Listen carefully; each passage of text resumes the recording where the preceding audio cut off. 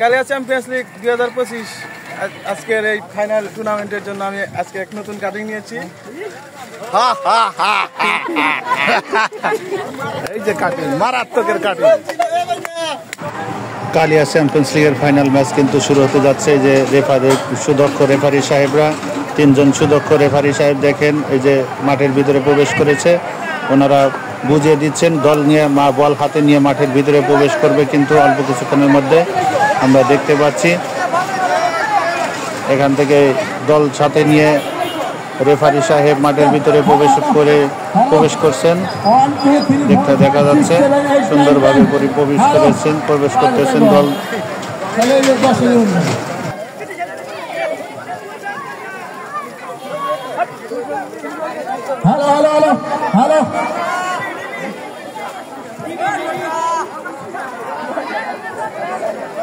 সুদক্ষ রেফারি সাহেব কিন্তু দিক নির্দেশনা দিচ্ছেন বল কিভাবে ধরতে হবে, বল বাহির থেকে ধরা যাবে কিনা, বল সামনে থেকে গোলকিপার কতটুকু কাছ থেকে ধরতে পারবে সেটা আমরা দেখানোর চেষ্টা করতেছে। এই যে দেখা যাচ্ছে বল বাহির থেকে ধরা যাবে না, সেই দিক নির্দেশনা দিচ্ছেন। ধন্যবাদ সুদক্ষ রেফারি সাহেবকে।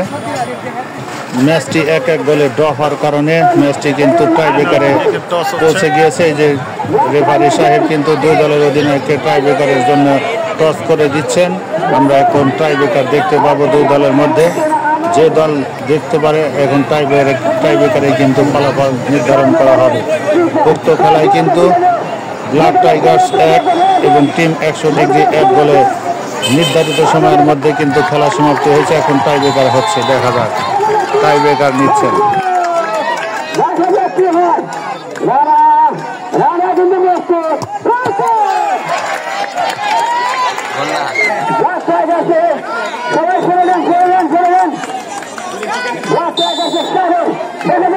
মারাত্মক কিন্তু শট নিলেন, গোল হয়ে গেল।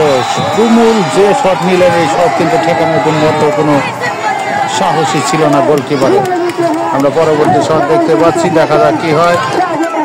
পরবর্তী শট নিতে আসছেন শাওন, দেখা যাক শাওন গোল করতে পারেন কিনা, কিন্তু না, শট দিলেন, গোল হলো না, উপর দিয়ে চলে গেল বল।